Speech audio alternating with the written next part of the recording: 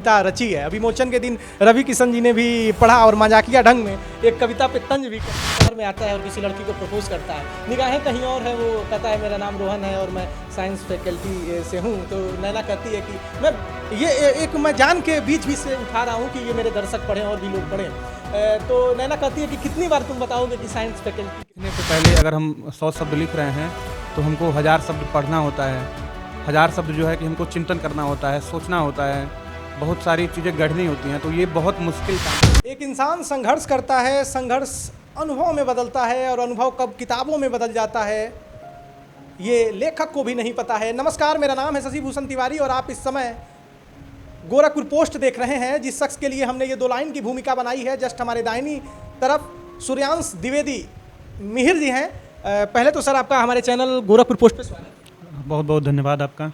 मैंने कहा संघर्ष कर रहा होता है। संघर्ष इसलिए कि जो मेरे हाथों में आप किताब देख रहे हैं, मैंने इसको पढ़ने में 4-5 दिन का समय लिया है, मन से पढ़ा है। क्या गजब की किताब है। और मैंने जब कहा कि संघर्ष कर रहा होता है, यानी कि इस पात्रों के बारे में और जो इस लेखक ने अपने भीतर महसूस किया है, उस महसूस को अपने किताबों का शक्ल देने के लिए वो संघर्ष कर रहा होता है। यूनिवर्सिटी में हम भी पढ़े हैं और भी लोग पढ़ते हैं, लेकिन ये जो हमारे बगल में लेखक है सूर्यांश द्विवेदी जी, वो अपने स्टूडेंट लाइफ में उस यूनिवर्सिटी को भी जी रहे होते हैं। यूनिवर्सिटी मतलब उस यूनिवर्सिटी मतलब गोरखपुर यूनिवर्सिटी की मैं बात कर रहा हूँ। क्या सूक्ष्म तरीके से इस किताब में इन्होंने व्याख्या की है अपने भावनाओं की। गजब की किताब है। किताब पर हम बातचीत करेंगे। इस किताब को इन्होंने 10 भागों में बांटा है और 10 भागों का वो जो शीर्षक है, बहुत कुछ आप उस शीर्षक से समझ जाएंगे जब आप किताब को लेकर पढ़ेंगे। आइए बातचीत का सिलसिला आगे बढ़ाते हैं। सूर्यांश द्विवेदी जी, परिचय तो हमने आपका दे दिया, परिचय के मोहताज नहीं है, लेकिन जो हमारी संस्कृति है उसमें परिचय कराने की एक परंपरा है। कुछ अपने बारे में बताइए, क्योंकि आप परिचय के मोहताज नहीं हैं। जस्ट अभी 1-2 दिन पहले आपकी किताब का विमोचन हुआ है, कैंपस वाला प्यार। एक बार फिर देख लीजिए, कैंपस वाला प्यार। कुछ अपने बारे में बताइए। हमने बताया कि आप यूनिवर्सिटी में पढ़े हैं, फिर भी आपकी शिक्षा दीक्षा कुशीनगर के रहने वाले हैं, यूनिवर्सिटी आते हैं। घर में कौन कौन है, जरा अपने जीवन के बारे में। मेरा नाम सूर्यांश द्विवेदी है। मैं कुशीनगर का रहने वाला हूँ। मेरा जन्म स्थान कुशीनगर है और मेरी पढ़ाई जो स्कूलिंग हुई है वो मेरे गांव के स्कूल में ही हुई है। उसके बाद से मैं संत पुष्पा इंटरमीडिएट कॉलेज है ढाणा, वहाँ से पढ़ा हुआ हूँ। श्री गांधी स्मारक इंटर कॉलेज है, वहाँ से पढ़ा हुआ हूँ। इंटरमीडिएट की शिक्षा मेरी वहीं तक हुई है।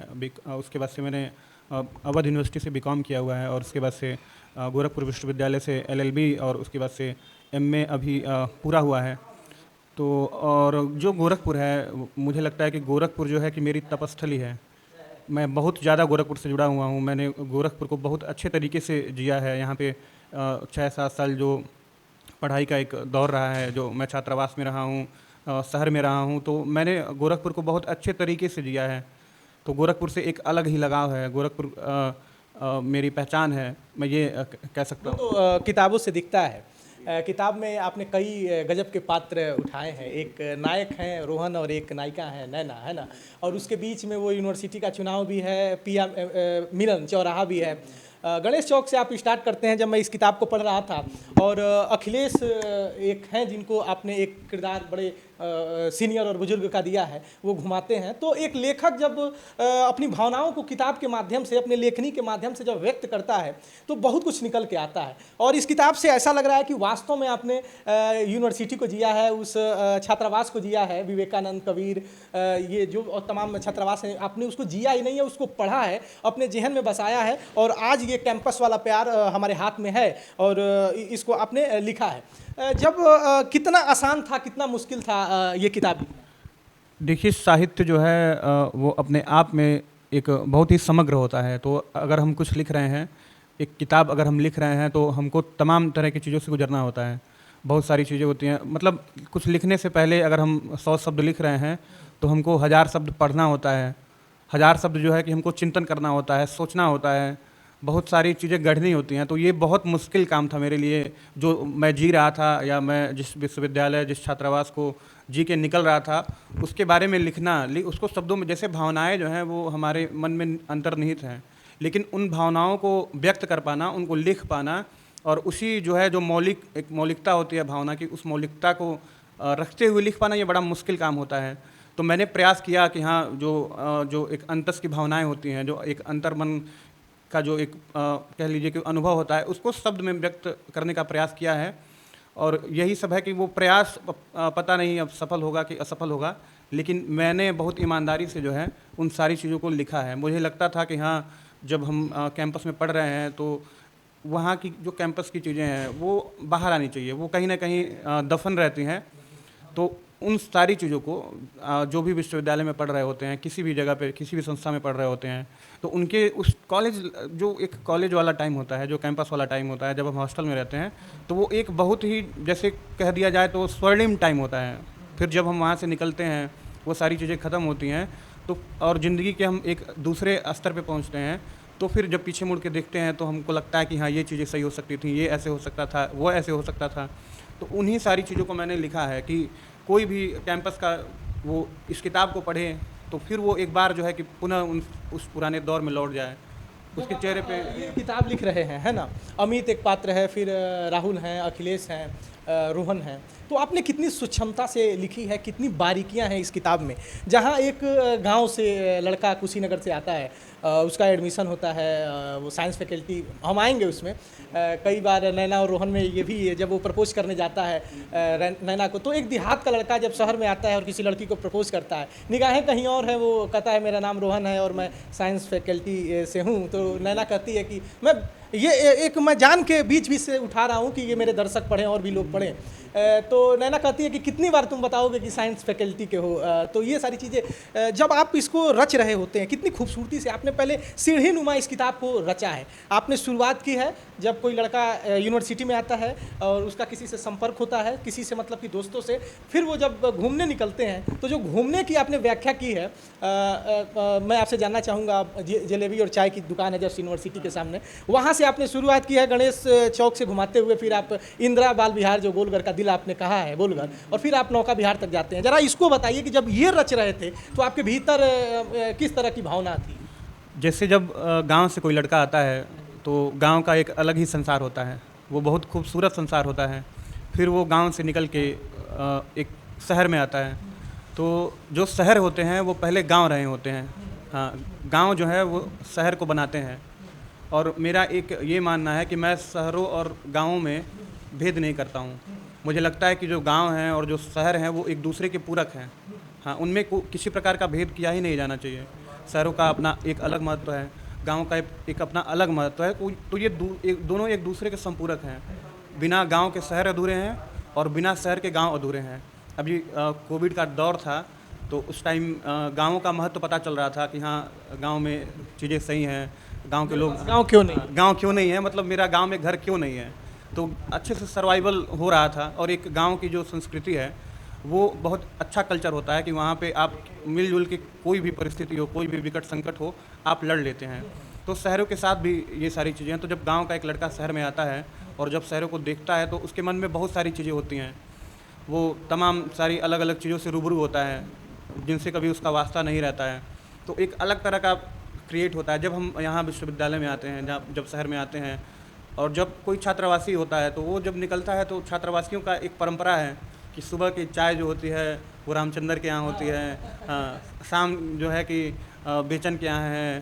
उसके बाद से बहुत सारे लोग हैं, तो एक चाय पीने का जो कल्चर है, चना जलेबी का जो कल्चर है। मैं हॉस्टल में था तो मेरे जो बड़े भाई थे, जो अग्रज थे, उन लोगों से मैं बोलता था कि भैया जलेबी कब खिला रहे हैं। तो वो एक चलता था कि हाँ भैया लोग कहते थे कि हाँ चलो आज चला जाए, आज जलेबी खिला दें, आज चलो चाय पिला दें। उसके बाद से फिर जब हम निकलते हैं वहाँ से तो फिर पहला, अगर हमको घूमना है तो पहला पड़ाव गोलघर है। हाँ, अगर हम हॉस्टल से निकल रहे हैं, यूनिवर्सिटी से निकल रहे हैं, तो पहले हम गोलघर ही आते हैं। उसके बाद से फिर गोलघर से आगे बढ़ेंगे तो फिर भी पार्क है। फिर आप मान लीजिए कि उधर चले जाएंगे तो गीता वाटिका है, गोरखनाथ मंदिर है। तो गोलघर के बाद फिर गोरखनाथ मंदिर ही है कि जहाँ फिर घूमेंगे। और एक अंतिम जो पड़ाव होता है कि जो गोरखपुर का सबसे अच्छा जगह है, नौका विहार जो है, बहुत प्रसिद्ध है। मैंने उसमें लिखा है कि ये हाँ, तो ये जो जिसे मैंने उसको बताया है कि हाँ, गोरखपुर का मान लीजिए कि एक ड्राइव है, जैसे मरीन ड्राइव है मुंबई में, वैसे इस ये नौका विहार है। मुझे तो बहुत अच्छा लगता है, एक जो प्रकृति का समन्वय है। हमको लगता है कि गोरखपुर को, ये यूपी में ऐसा नहीं कहीं नहीं है। ये प्रकृति का बहुत अच्छा उपहार है गोरखपुर को। और हम लोग पहले थे, उसके बाद से वहाँ जो अभी डेवलपमेंट का काम हुआ है, जिस तरह से चीज़ें हुई हैं, हाँ जीडीए कर रहा है, वो अपने आप में बहुत सराहनीय है। और अब मैं जाता हूँ तो देखता हूँ कि हाँ इतनी भीड़ है, इतना चहल पहल है, तो बहुत अच्छा लगता है वहाँ पे। एक चीज़ मैंने देखा कि इतनी पैनी नज़र, मैं एकदम समझिए जब इस किताब को मैं पढ़ रहा था, मैं किताब को पढ़ने में समय लेता हूँ और उस लेखक की बड़ी मेरी दिल में इज्जत होती है। मैं आज तक किसी किताब के लेखक पे उंगली नहीं उठाई, क्योंकि बहुत संघर्ष लगता है। आपने बताया कि एक शब्द लिखने के लिए 1000 शब्द पढ़ने पड़ते हैं। जब आप भीतर से भरे रहेंगे तो छलकेंगे। एक बार मैं मनोज मुंतशिर जी को सुन रहा था, तो उन्होंने कहा कि लेखनी इतनी आसान नहीं है ना, लिखने के लिए पढ़ना पड़ता है, और एक शब्द लिखने के लिए मैं अगर कहूँगा तो हज़ारों शब्द आपको पढ़ने होंगे। जब आप पढ़ेंगे तो छलकेंगे। जब आप अखिलेश जो कि सीनियर हैं और अभी बच्चों को रूम नहीं मिला होता है, जो रोहन है और जो अमित हैं, जो पात्र हैं अमन वगैरह, तो जब वो घुमाने लेकर जाते हैं सीनियर के रूप में, तो जो आपने इस किताब में लिखा है, जो आपकी पैनी नज़र है, अमित कुछ बड़बड़ापन वाला लड़का होता है उस पात्र में, तो वो बताता है ये यहाँ है, वो यहाँ, वो सुना हुआ ही बताता है, देखा हुआ नहीं रहता। तो जो कमेंट बच्चे करते हैं, जो आमतौर पे होते हैं कि वास्को डी गामा हुए हो क्या, पता कुछ नहीं है, सब आगे आगे बके जा रहे हो, तो जो एक भाषा है और जो आपकी पैनी नज़र है लिखने की, मैं उसकी बहुत कदर करता हूँ कि इतनी पैनी नज़र भी हो सकती है। जैसे हमारे पूर्वांचल का जो एक गोरखपुर का जो ठेठ जो है भाषा है, जो एक मतलब हम तो उसको यही मानते हैं कि एक जो बोलने का अंदाज़ है वो दबंग वाला अंदाज़ होता है। गोरखपुरी लोग बोलते हैं तो उनकी बोली में झलकता है गोरखपुर। तो मैं भी बोलता हूँ, मेरा भी मित्रों से संवाद होता है तो इसी अंदाज में होता है, उसी भाषा में होता है। तो जो एक गोरखपुरिया भाषा है, जो एक पूर्वांचल की बोली है, मैंने उसी को लिखने का प्रयास किया है। क्योंकि ये आपकी कविता है, जरा खुद आप दर्शकों को सुनाएं तो बेहतर होगा। बहुत ही खूबसूरत इन्होंने एक कविता रची है। विमोचन के दिन रवि किशन जी ने भी पढ़ा और मजाकिया ढंग में एक कविता पे तंज भी कसी, लेकिन इन्होंने जो लिखा वो छवि थी गोरखपुर में, एक दबंगई थी, है ना, एक दौर होता था गोरखपुर का, कि एक गोरखपुर की पहचान थी। इन्होंने शब्दों के माध्यम से लिखा है। आइए इन्हीं से सुनते हैं, इन्हीं के शब्दों। ये कविता मैंने लिखा है गोरखपुर पे, और अभी कुछ दिन पहले विमोचन हुआ है। तो विमोचन माननीय सांसद, गोरखपुर के सांसद श्री रवि किशन जी ने विमोचन किया और बड़ा ही भव्य कार्यक्रम रहा। उन्होंने कविता पढ़ा और बहुत ही उनको पसंद आया ये कविता। और ये मैं पढ़ता हूँ। तुम कश्मीर की केसर हो, मैं गोरखपुर का दाल प्रिय, जो एक पूर्वांचल सहित पूरे बिहार में एक लिट्टी चोखा दाल बाटी का परंपरा है, तो वही गोरखपुर का दाल जो है कि तुम कश्मीर की केसर हो, मैं गोरखपुर का दाल प्रिय। तुम बर्फ़ की ठंडी झील हो, मैं रामगढ़ का ताल प्रिय। जो बर्फ़ की ठंडी झील मतलब जो डल झील है कश्मीर का, तो वैसे ही हमारे यहाँ प्रकृति का एक अद्भुत वरदान है गोरखपुर में, हाँ रामगढ़ ताल है। तो और रामगढ़ ताल जो है कि बहुत अच्छा है। उसके बाद से तुम लखनऊ की गजक हो, मैं बाल बिहार का पान प्रिय। बाल बिहार का, हाँ हमारे यहाँ गोरखपुर में तो बाल बिहार ही, बाल बिहार जो है कि बहुत प्रसिद्ध है हर चीज़ के लिए, और वहाँ जो पान है वो बहुत प्रसिद्ध है। उसके बाद से कि तुम मथुरा वाली पेड़ा हो, मैं बक्सीपुर का चाय प्रिय। बक्सीपुर में कोने पे, हाँ बैंक रोड पे चाय की, हाँ तो उनकी चाय जो है कि हम बहुत पिया करते थे और लोग वहाँ भीड़ होती अभी भी, आज भी है। हाँ, आज भी है। तो एक जो पुरानी चीज़ें हैं गोरखपुर का, जो हाँ समेटा है कि हाँ जो नई पीढ़ी है, जो नए लोग हैं, वो जान पाएँ कि हाँ ये गोरखपुर में ये भी चीज़ें हैं। उसके बाद से है कि तुम कश्मीर वाली पत्थर हो, मैं गोरखपुर का कट्टा हूँ। तो ये जो कट्टा शब्द है, सांसद जी ने बहुत अच्छे तरीके से मुझे कहा था कि गोरखपुर में जो है कि अब कट्टा नहीं चलेगा, और हम लोग जो है कि शासन और जो एक सुशासन की प्रक्रिया है, जो कानूनी प्रक्रिया, उसी के साथ चलेंगे। तो ये एक पुरानी छवि थी गोरखपुर की, और अभी जब से माननीय श्री योगी आदित्यनाथ जी आए हैं, तब से ये गोरखपुर नहीं पूरे प्रदेश की छवि बदल गई है। तो मेरा भी ये मानना है, और उनका सुझाव मुझे बहुत पसंद आया। सांसद जी हैं, मैं उनका छोटा भाई हूँ, तो उनका जो भी सुझाव है वो एकदम अच्छा सुझाव दिए, बहुत अच्छा उन्होंने करेक्ट किया। और बहुत अच्छा लगता है कि हाँ कोई बड़ा जो है जब आके आपको करेक्ट करता है। मुझे ये चीज़ बहुत पसंद है कि मैं अगर कहीं थोड़ा सा इधर उधर हूँ तो कोई मुझे आके करेक्ट करे, मुझे अच्छा लगता है। निंदक नियरे राखिए आंगन कुटी छवाए। उन्होंने बहुत अच्छा मुझसे कहा कि ये गोरखपुर का कट्टा हूँ की जगह पे गोरखपुर का पट्टा हूँ होना चाहिए, क्योंकि गोरखपुर के जो लोग होते हैं उनका एक जो दबंग छवि है। आप कहीं जाएंगे बताएंगे गोरखपुर से हैं, तो अरे आप महाराज जी के यहाँ से हैं, आप गोरखपुर। मुझे बहुत सारे, जब मैं कहीं जाता हूँ बाहर तो मैं बताता हूँ कि हाँ मैं गोरखपुर से हूँ, तो लोग पूछते हैं कि हाँ आप महाराज जी से मिले हैं, तो आप सीएम सिटी से हैं। तो एक ये है कि जो पट्टा वाली छवि है, एक दबंग छवि है, एक शक्तिशाली पहचान है गोरखपुर का। इस समय तो पूरे विश्व में जो है कि एक शक्तिशाली पहचान है।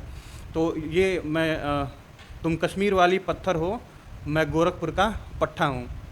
अच्छा, आपने कलेक्शन भी कर हाँ लिया है। हाँ हाँ हाँ, बिल्कुल ये होना चाहिए। जो एक पुरानी छवि है, हमको देखिए हमेशा क्या होना, जो एक विकास की प्रक्रिया होती है, और जब हम क्रमागत बढ़ते हैं तो हमको जो पुरानी चीज़ें हैं उनको छोड़कर नई उपलब्धियों को स्वीकार करना चाहिए। तो हमारा जो उम्मीद करते हैं जब नया संस्करण इसमें जुड़ेगा तो ये कट्टा की जगह पे पट्टा हो जाएगा, है ना? तो वो स्वीकार करना चाहिए, उसको लेके आगे बढ़ना चाहिए। उसके बाद से है कि तुम आगरे की पेठा हो, मैं गणेश का मिष्ठान प्रिय। हाँ हाँ, आज भी है गणेश का मिष्ठान, जो है कि बहुत प्रसिद्ध है, बहुत बहुत ज़्यादा प्रसिद्ध है। इसके बाद से है कि तुम हो सुबह बनारस की, एक होता है बनारस में 80 घाट पे सुबह बनारस की परंपरा है। तो यहाँ पे तुम हो सुबह बनारस की, मैं नौका बिहार का शाम प्रिय।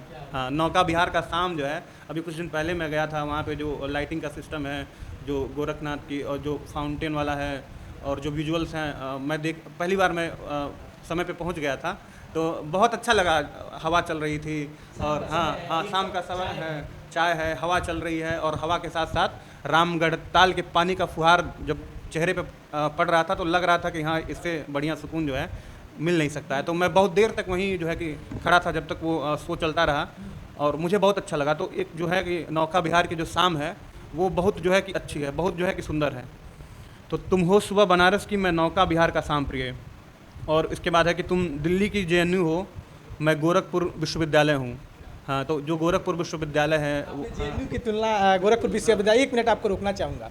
आपने जब छात्रावास का नाम लिया, एक तो कबीर छात्रावास है, विवेकानंद छात्रावास है, और विवेकानंद हो गया, कबीर हो गया, बुद्धा हो गया, तो आप इसलिए एनसी है, आपने इन छात्रावासों की तुलना आप उसमें लिखते हैं कि छात्रावास आपको धैर्य, साहस, पराक्रम, सहजता, शीलता के साथ साथ तेज तरार, वीर, धीर भी बना देता है। छात्रावास आपको तेजस्वी, ओजस्वी, तपस्वी सब कुछ बना देता है। आपने कहा कि जो बुद्धा, कबीर और विवेकानंद छात्रावास है, वहाँ से कोहिनूर निकले हैं, है ना? ये आप गलत नहीं कह रहे थे। जब मैं इसको पढ़ रहा था तो मैं उन कोहिनूरों को देख रहा था जो वहाँ से तराश कर निकले हैं, और एक तो कोहिनूर हमारे सामने है जो पूरे कैंपस की व्याख्या एक किताब में कर रहा है ना?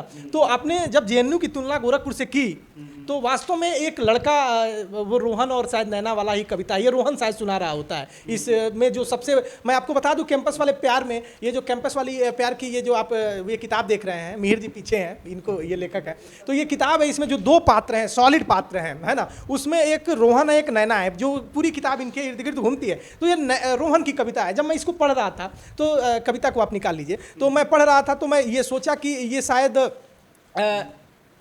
आपके ऊपर कहानी होगी, लेकिन जैसे जैसे मैं किताब, आप बहुत किताब में भ्रमित करते रहे हैं पाठकों को, तो आपने दिल्ली की तुलना, जेएनयू की तुलना गोरखपुर विश्वविद्यालय। जी हाँ, गोरखपुर विश्वविद्यालय जो है वो अपने आप में जो है कि एक बहुत बड़ा संस्थान है। मुझे लगता है, मैं गोरखपुर विश्वविद्यालय में पढ़ा हूँ, यहाँ के जो शिक्षक हैं, यहाँ की जो पठन पाठन की व्यवस्था है वो बहुत अच्छी है। और एक जो है कि एक राष्ट्रवादी जो परंपरा है, जो हमारे, हाँ हाँ हाँ, कविता में वो चीज़ मैंने लिखा हुआ है, मैंने वो महसूस किया है कि गोरखपुर विश्वविद्यालय जो है, वहाँ से जो एक राष्ट्रवाद है, जो अपने मिट्टी की बात है, जो गोरखपुर की मिट्टी की बात है, जो यहाँ की संस्कृति की बात है, तो वो धारा प्रवाह गोरखपुर विश्वविद्यालय से बहती रही है। कहीं पे किसी प्रकार का कोई भी ऐसा चीज़ नहीं है कि कभी ऐसा लगा हो कि यहाँ गोरखपुर विश्वविद्यालय में ये नहीं सही है।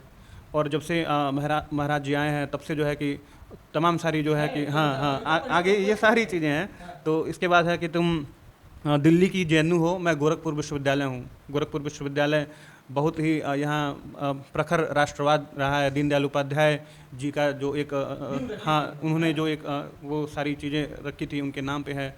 तो ये सारी चीज़ें हैं वहाँ पे। तो इसलिए तुम दिल्ली की जेएनयू हो, मैं गोरखपुर विश्वविद्यालय हूँ। तुम लाल सलाम हो वाम की, मैं राष्ट्रवाद का नारा प्रिय। तो अगर जैसे एक यहाँ कहा जाए कि तुम, ये एक लाल सलाम का नारा चलता है वामपंथ का, तो उसके, हाँ हाँ, तो अगर तुम हो, वो हो, तो मैं ये हूँ इसमें, हाँ, कि मैं राष्ट्रवाद हूँ, मैं राष्ट्रवाद का नारा हूँ, बहुत प्रखर हूँ, अपनी मिट्टी से जुड़ा हुआ हूँ, अपनी संस्कृति से हूँ। उसके बाद से है कि तुम कांग्रेस की राहुल हो, मैं मोदी जी का भाषण हूँ। तो आपने ये, हमको ये लाइन समझाइए, आपने जब यहाँ लिखा कि तुम कांग्रेस की राहुल हो, है ना, मैं मोदी जी का भाषण हूँ, ये जरा समझाइए। जो भारतीय राजनीति है उसमें राहुल गांधी जी और मोदी जी जो है, ये दोनों लोग धुरी हैं। राहुल गांधी जी जो है कि हाँ हाँ, विपक्ष में राहुल गांधी जी हैं, और मोदी जी पक्ष में हैं। तो उनका एक बहुत ही विशिष्ट स्थान है तो और एक राहुल गांधी जी का अलग महत्व है, विपक्ष के रूप में उनका महत्व है। तो यहाँ प्रेम में भी जो है कि पक्ष विपक्ष की बात हो रही है। हाँ हाँ, तो इसलिए कि तुम कांग्रेस की राहुल हो, अगर तुम विपक्ष हो तो मैं मोदी जी का भाषण हूँ, मैं पक्ष हूँ। हाँ, उसके बाद से कि तुम यूपी की विपक्ष प्रिय, तुम यूपी की विपक्ष प्रिय, मैं योगी जी का शासन हूँ। क्या बात है, क्या बात है, बहुत अच्छी कविता। देखिए मैंने इसको पूरे एकदम हाइलाइटर से हाईलाइट कर दी थी ये, और जब मैं ये पढ़ रहा था, ये मैं पढ़ना चाहता था लेकिन ये मिहिर जी ने लिखा है तो मैंने कहा कि यही पढ़े। बड़ी गजब की कविता है। और जब रवि किशन जी ने इस कविता को पढ़ा तो कहा कि देखिए अब वो वाला शासन नहीं रहा है, बदल गया है, बुलडोजर वाला शासन है। कोई अपराध करेगा, आय से ज़्यादा संपत्ति रखेगा तो भैया बचेगा नहीं, है ना। तो इस समय सरकार जीरो टॉलरेंस पे काम कर रही है और बेहतर गवर्नेंस का काम कर रही है। तो ही कट्टा वाला जो शब्द है ना, था कभी लेकिन अब नहीं है, यहाँ पट्टा करिए, तो इन्होंने अभी संशोधन कर लिया है। खैर अभी तो किताब में करना नहीं, जब दूसरा संशोधन आएगा तो कट्टा की जगह पे पट्टा प्रिय होंगे। हाँ बिल्कुल बिल्कुल, माननीय सांसद जी का सुझाव था तो वो बहुत अच्छा सुझाव दिए हैं, तो उसको एकदम हमको लगता है कि उसको एकदम मानना चाहिए।